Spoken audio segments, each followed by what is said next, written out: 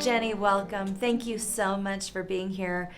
Remember, we're here to ask you questions so we can learn about how to write grants successfully. And we're specifically focused on early career researchers or novice researchers. That's great. Thank you for having me, and I'm thrilled to be here. And this is a really important area, so I'm glad we can talk about it more today. One of the special features about you is that your day job is being a grant writer for a major academic medical center. How did you even get into that work? That's right. Well, it's a good question. It wasn't necessarily something that was planned. I started out on an academic track where I thought I wanted to do my own research. So I got a PhD and I did a postdoc. My PhD is in biochemistry. And then somewhere along the way, I realized that I really liked thinking about research and writing about research and talking to people about research. And I eventually found my way into medical writing. And so I started at a pharmaceutical firm writing manuscripts for clinical trials to report those results.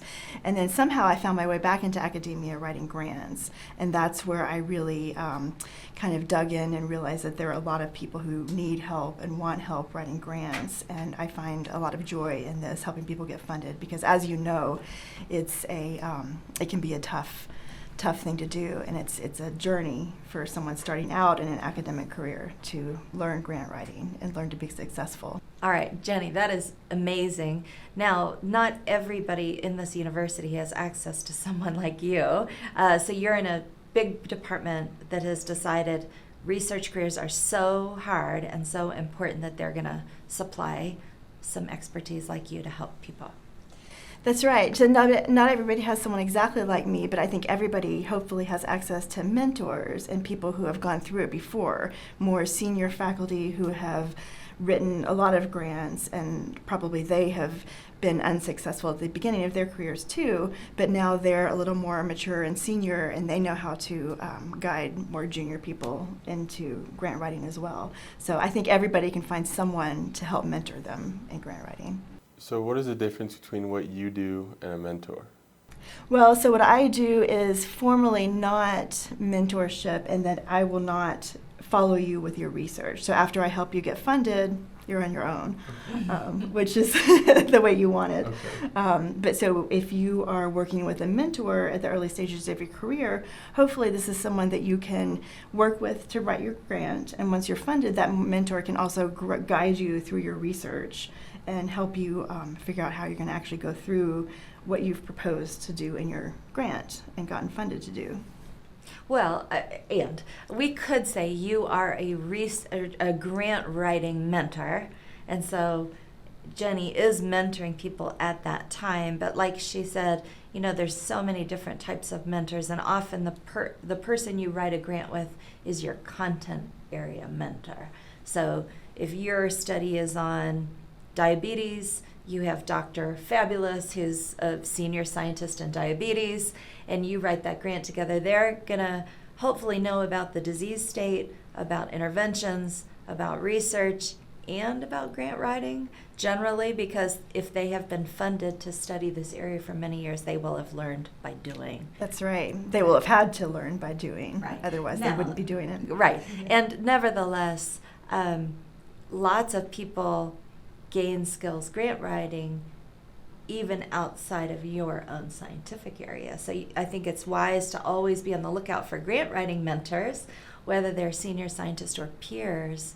Some people just are really quite good at persuading, writing clearly, making the complex simple. And so as you're going to hear a theme with some of our mentors and early career researchers here saying, I show other people my work. Part of that is you read other people's work. So even when you're trying to get your first grant, you're also trying to help other people get their first grant. And you learn by doing. Right? That's right, exactly. And when I'm working with a junior faculty member, I tell them, don't just listen to me. Go talk to other mentors. Talk to Anne. Talk to subject area experts in your field. Talk to someone outside your field who's a peer of yours. Talk to someone outside of your field who's senior to you. Talk to everybody you can. and sometimes you'll get a lot of different opinions. So it's also a bit of an art and a skill, I think, to learn which opinions to listen to, but definitely get feedback from as many people as you can. So what kind of grant are you working on right now? I'm working on a big grant right now. It's actually going in a few days.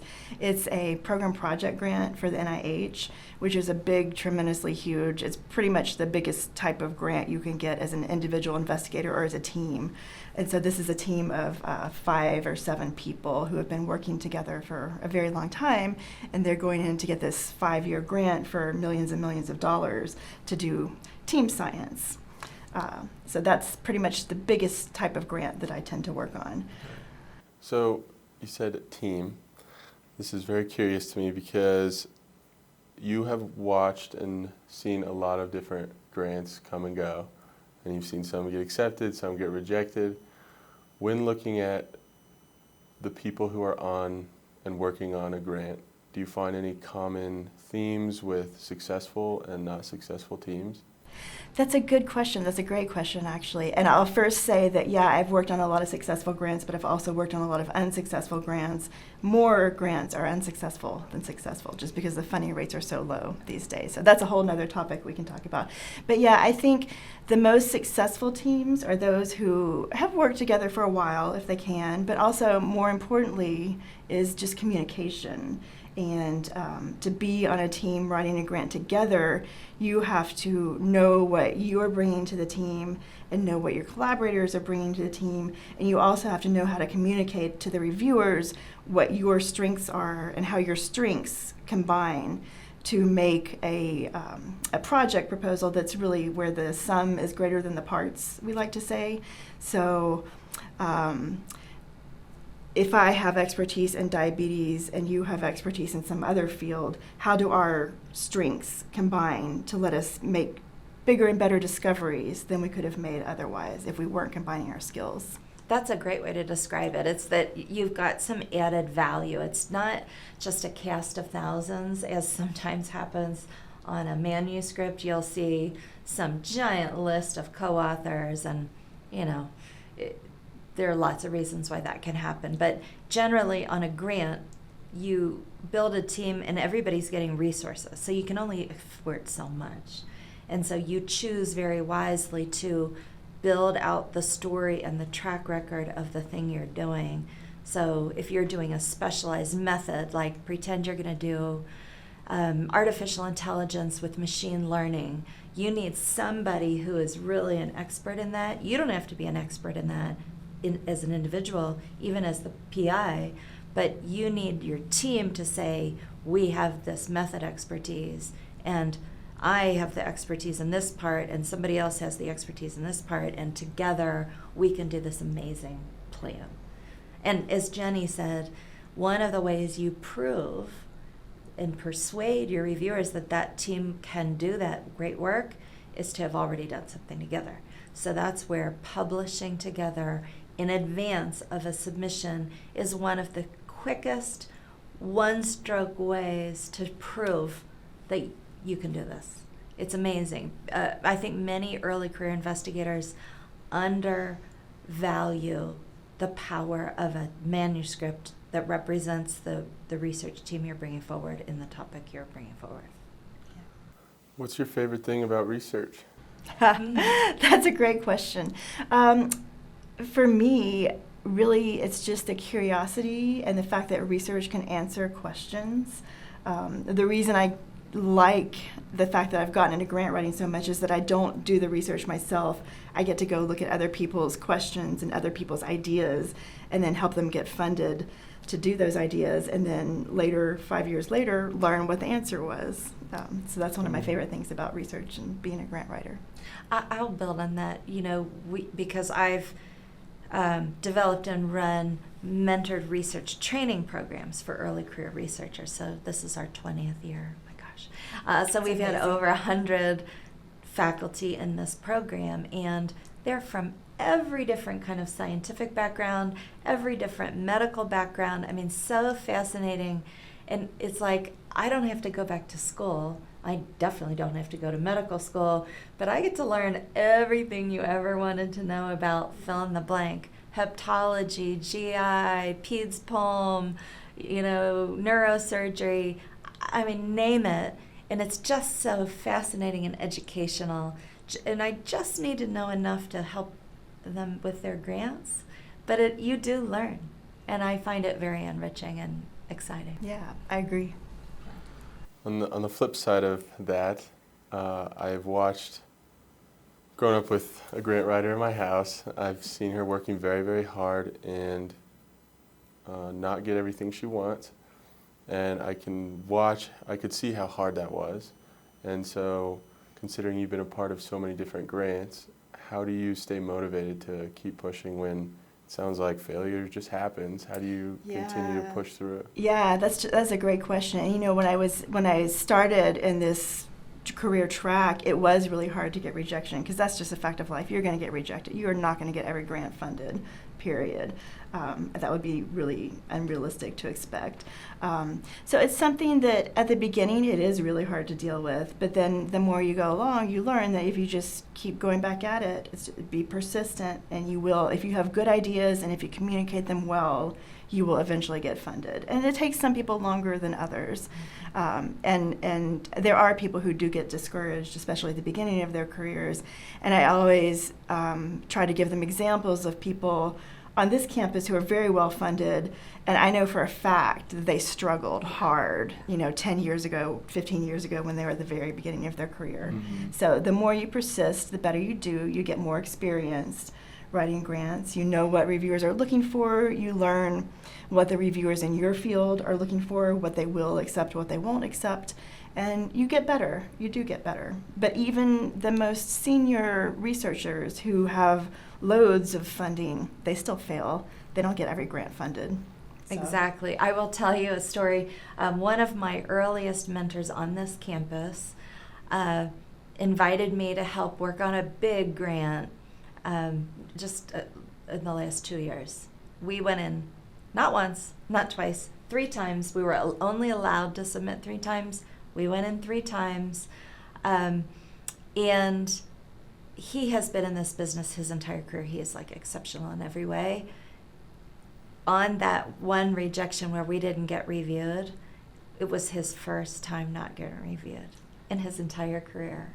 I was like, wow, okay.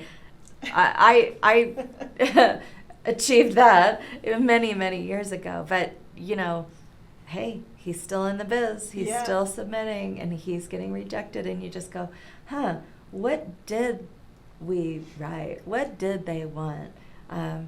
But I will say, Jenny, to build on your point, one of the best ways to advance in your understanding of what reviewers want, what reviewers are looking for, how much will they accept outside of that band, is to review. And even, the most novice researchers, you're probably not going to be invited on a review, but there's a couple of things you can do. One is your mentor is almost for sure reviewing grants, and as a training mechanism with privacy and confidentiality maintained, you can ask your mentor to let you review something that they're reviewing, so you can gain the benefit of learning and then use it as a lesson.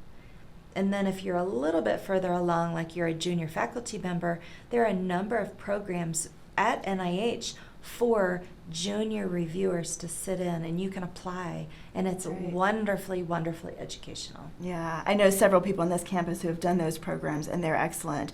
And after they come out of those programs, they have so much more knowledge, and they've told me that they found it so much easier to get funded now, because they kind of have been a fly on the wall, if you will, in that study section, and they know what's happening, and so they know, they have a hunch, they have a better feeling for what the reviewers are going to view favorably versus not. Right. So those are great programs. Yes. So sometimes you'll hear, young people, new researchers say, "Well, I don't have time to review other people's things. I'm working on my own writing." And I think beginner's mistake. Yes. This is how you learn. You have to do the thing. You be the reviewer for other people. It makes. I think it might even be more helpful to you than keep continuing to get feedback on your own draft. It sounds like there's a pretty thin line between accepting too much work and not accepting enough work, and it may be hard to determine what that looks like. And I know some of your job still includes writing a lot. So how do you balance your time when it comes to looking at all these different grants and having enough time to write and like work-life balance? How do you maintain that? Yeah, that's a great question. You know, I think one of the most important thing that anybody can do in any career, really, especially in academia, my career, your career, is to learn to say no. And when you're a junior investigator, that's very hard because you feel like you need to establish yourself and be useful to people. But one of the things I had to learn is that you can't say yes to everybody. I do not have time to work on every single grant that is going out of my department, or even half the grants that are going out of my department. So at some point you learn to prioritize, and it can be challenging. But I think it's something that the more you get confident in yourself and what you can handle and what you can't manage, learning to say no becomes easier, and you know when it's appropriate. Are there specific characteristics when people are coming to you with, can you work on this for me? Are there things you're looking for in that specific grant that you're like, oh, there we go, that's a green flag, I want to take that? Or you see something and you're like, no, that's a red flag, I won't? I try to take the grants that I can help the most with. And in our department, at least, what our philosophy is that our junior faculty need help. They need a lot of help. And so I always prioritize our junior faculty over our more senior faculty when I do have to say no to somebody. And I'll also try. That's interesting. I don't know if I would have guessed that you would say that. Although I agree with you. And yet, from an institutional perspective, the school gains more from the big grants. So it's a real choice, a value choice, to stick with the early stage investigator. That's pretty neat. Right. Keep the pipeline going. Yeah, exactly, the pipeline, early and mid, I would say. Mm-hmm. But yeah, you know, the more established investigators, I do work with them, I love working with them, and they do bring in more money. But like Anne said, if you don't help the early career folks, then the pipeline will dry up, and you won't have those people get into the more senior stages where they can really bring in more grants and larger grants. So one thing we touched on briefly, but I'd like to go back to, is talk about various grant mechanisms. You mentioned that your most recent grant is a multi-part project grant, program project grant. But that's at the top of the hill, that's right? That's the biggest, baddest, the dream grant. But let's go all the way to the beginning, where early career novice researchers would start with pilot grants, and then let's go up. Could we talk about the whole range of mechanisms that people might be writing to? So shall we start with a pilot grant? Yeah. What's a pilot grant? So a pilot grant, like Anne said, is basically the opposite end of the spectrum from the big monster program project grant that I was telling you about earlier. So a pilot grant is really kind of like what it sounds like. It's a tiny, small grant used to help someone who's just getting into a field or just establishing their career get started, really. They can be very small. They can be as small as, we were talking earlier, $2,000 or $3,000. Even $20,000 may sound like a decent amount of money, but I still consider that fairly small. So it is for a more junior person who's just getting established, may not have a whole lot of preliminary data.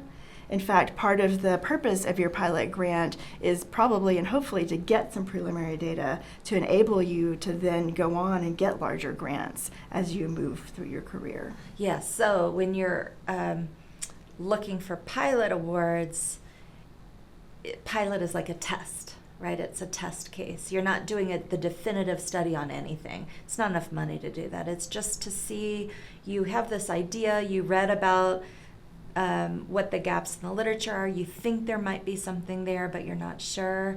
If you could go collect a little bit of data, you could see if what you think might be true could be true, and then those findings you use to get the bigger grant. So most early career researchers really, really benefit from seeking out pilot funding, and most big institutions offer some kind of pilot program. Sometimes departments offer them, sometimes research centers, like the Cancer Center has pilot studies. The Colorado Clinical Translational Science Award has pilot studies. Anybody can apply, and they're highly, highly desirable. Sometimes even your professional association will have pilot awards. So if you're in emergency medicine, the Emergency Medicine Foundation will have little awards. So they're generally less competitive, and they're intended for this audience. So definitely early career researchers should try for this. But the fine print on that is they're quite small, either small in budget, almost always 1 year. You almost never see a 2-year pilot award. So if you really think we're in the beginning of the year, if you calendar out the whole year, that thing has got to be done, written up, submitted for publication at the end of the year. You can't do too much. It has to be highly, highly achievable. And if it's human subjects and you have to submit for human subjects protections, that takes time at the front end.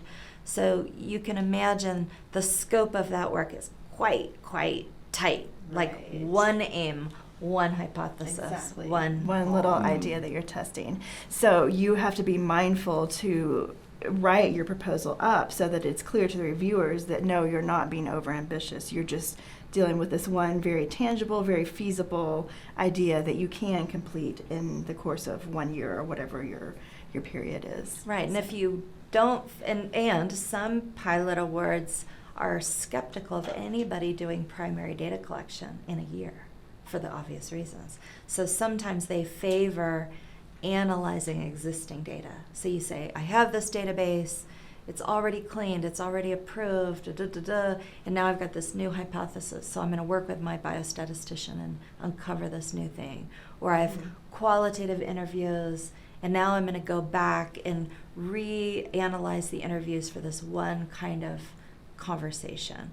And that tends to be more believable, that's feasible. It's a really great first step for an early career researcher to just go chase those pilot grants. So have you gotten a pilot award?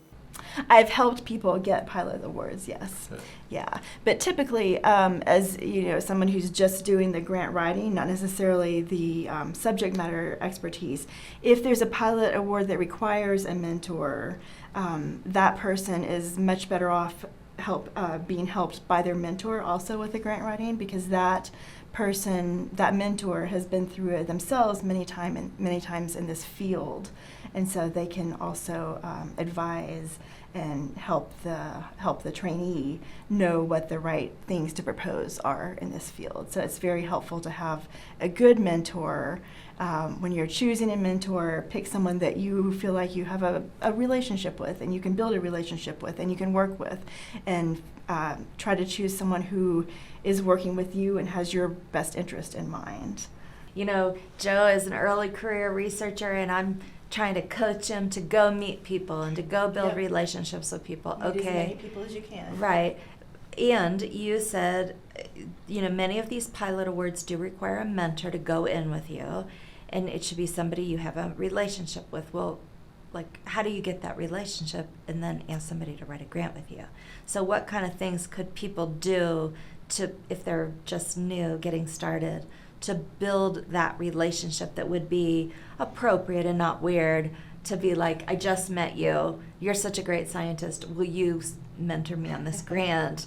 I would be reticent to do that. Right. So yeah. how do you guide people that way? Yeah, so I think one really important thing from a mentor's perspective, if I say, okay, here's a trainee, they look great, they're brilliant, but are they really interested in what I'm working on? Why do they want me to be their mentor? Are they really interested in my field, or do they just find me interesting because they liked a talk I gave or something and they think I would be good to help them with their grant? So if you can communicate to your mentor or your potential mentor your excitement around the field, show them that you have read their papers and you understand what they're doing. Maybe go to them with a few ideas of your own. Obviously, they may not be exactly the right ideas that this person is thinking about pursuing themselves, but if you can show them that you're thinking about their field and that you're wanting to take your career in that direction, then that will presumably convince them that you're someone that they want to take on and spend their time on. So So it sounds like a mentor is very important in this field. Would you advise against, so let's say someone who is looking for a mentor is kind of asking around, would you advise that they don't look for 2 mentors, or is there any like certain number is too many, or? That's a great question. It really depends on the field, and often somebody will need several mentors if they need subject matter expertise in several different fields. That's actually pretty common.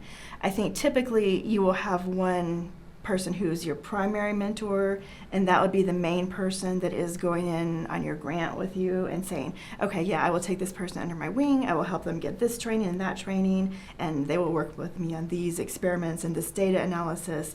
But then you may have a co-mentor or something like that who's also helping you with something that is not the expertise of your primary mentor. So both scenarios are common, and it really depends on what your particular subject requires. Mm-hmm. And you will find that out along the way. And your primary mentor may say, hey, this is great, but this direction you're going in is not necessarily my field of expertise. So why don't we bring in my colleague down the hall, Right. and we can work together. Mm-hmm. I want to build on what you're saying. Just like, mentors are part of your professional network, and really you can't have too many. Because some mentors are just more like advisors. Like, you need them to help you solve a particular problem, and then you go away. And it doesn't mean you don't talk to them except when you need them, but it's not like a weekly meeting or a monthly meeting or a quarterly meeting. It's sort of like, I'm working on this thing, can you help me? Thank you so much. And I'd be happy to return the favor kind of deal. And as Jenny said, suppose you're doing something multidisciplinary. So you're doing cardiovascular disease and trauma in American Indians. Novel clinical trial design, right? So I just described 4 different aspects of that project. It would be very unusual to find a magical person that is that thing. You might, and maybe that's going to be you someday, but you probably are going to find a cardiovascular expert, a trauma expert, an American Indian population expert, and and then you build the team to do that.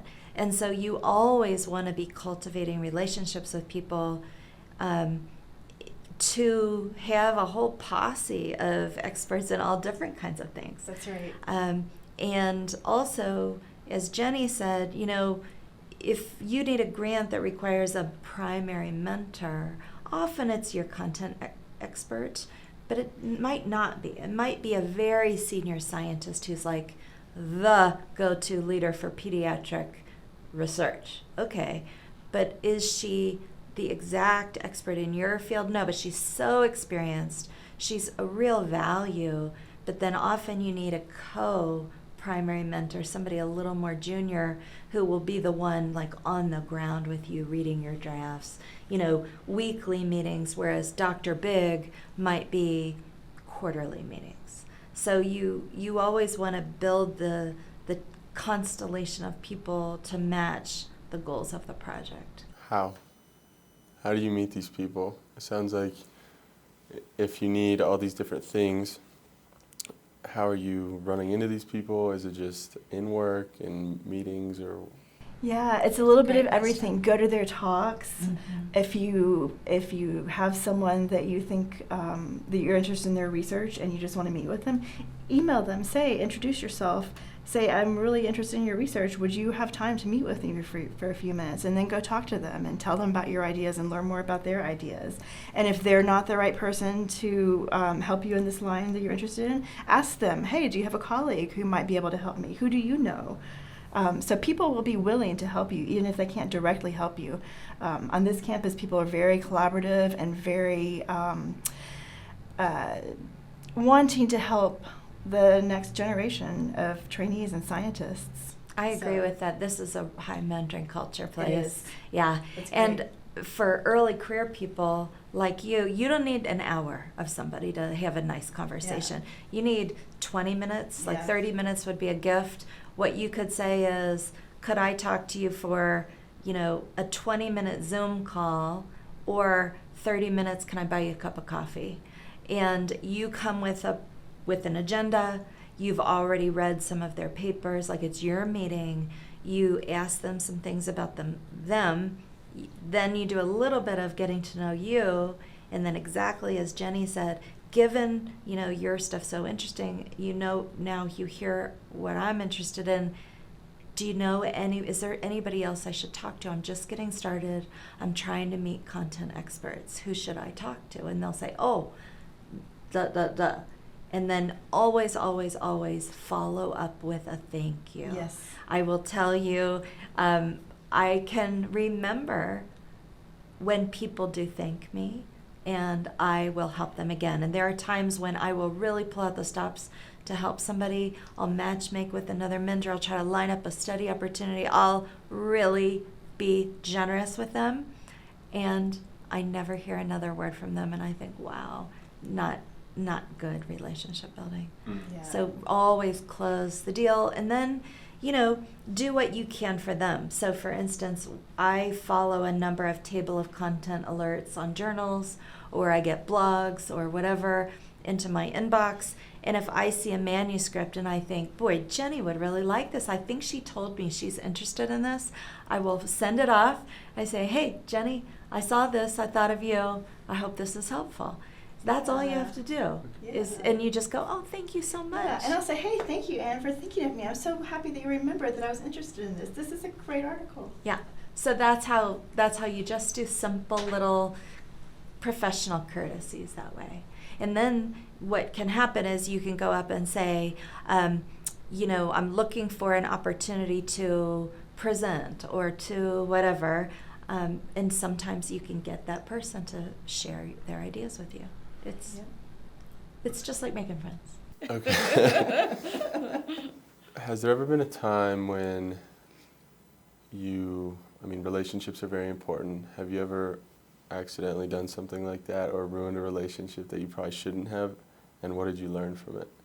That's a great question. Let me think about that one. I have made comments in people's grants before that have been maybe a little too straightforward and were interpreted as too harsh and insulting, frankly. And I certainly didn't mean to insult anyone. I was trying to be straightforward and say, hey, this is not clear to me. And so when I realize that I've made those types of mistakes, I always try to have a conversation with the person and say, hey, I'm trying to be constructive here. I think it came off a little too harsh. Let's see how we can revise this, and let me give you some constructive feedback that you can use to make it even better. Because really, it's great overall. There's this one little point that I think can be improved. So come back at it like that. I mean, I could talk for days about making mistakes with people, and this is the older, wiser. Like in hindsight, I would say the relationship is always the most important thing, period, end of story. Even if they're not that important to you, it's just like a principle of life and business. So better to preserve the relationship and like kind of lose the battle, so to speak. Like, I'm right. I know I'm right. I would rather you knew that I'm right too. But if what is good for our relationship is that I do not need to be right, I can just be right in my own mind, and be gracious and let it go. Like, that's the thing to do. And of course, you learn it from doing it wrong. Mm-hmm. And there are a few people that we parted on not great terms, and in hindsight, I should have, I'm not saying we would still be working together, we wouldn't, but I would have ended it with more generosity and more just, more care to the relationship. We didn't have to be so broken at the end. And so now when I'm working with somebody, if things are, obviously we're coming to a sort of fork in the road, shall we say, I sometimes will say to myself, we're going to be friends or we're going to work together. Because if we keep working together, I'm not going to like you very much. And so I now generally choose the friendship over it. I will find a way to wrap it up. Huh. Interesting. And that's the older, Yeah. wiser me. Yeah, that's great.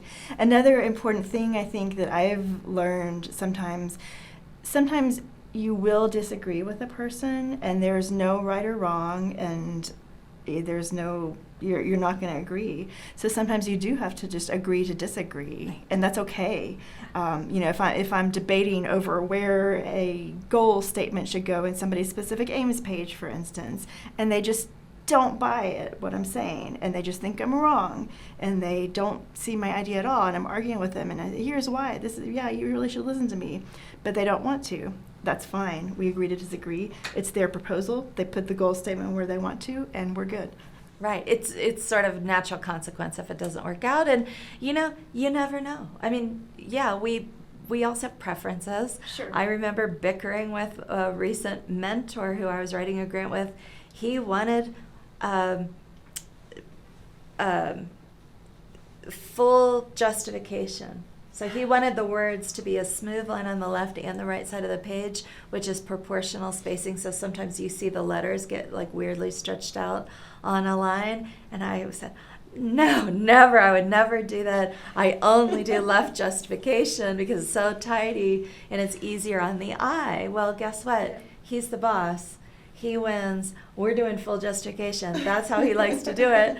Okay, I expressed my opinion. We go his way, and he's right. You get more words on a page, right. and you just have to tidy it up so you Yeah. don't get that weird stretch. It's hilarious. People are passionate about this very question. It's hilarious that you brought that up, and people do have hot debates all the time over the question of justification in a grant proposal. Right. And I have to say, I'm really curious. I really want to do a study sometime and determine whether it matters if you justify or not. Yes, I'd also like to do a study. I don't know the answer. Right. I would like to add to your study is the use of bold font, the use of underlines. How much can you do? Tabbing over, spaces between. Let's do it. It's all this funny stuff, but really it's all just specifics of how to make the grant most desirable, most accessible, most readable, and compelling. Because the game is always so clear. We just want you to get money for the study you want to do. So anyway, I can't believe we've reached the end of our time together. We could talk for days, but thank you so much, Jenny. Thank you. Thank Thank you you for very having me. much. It's been great.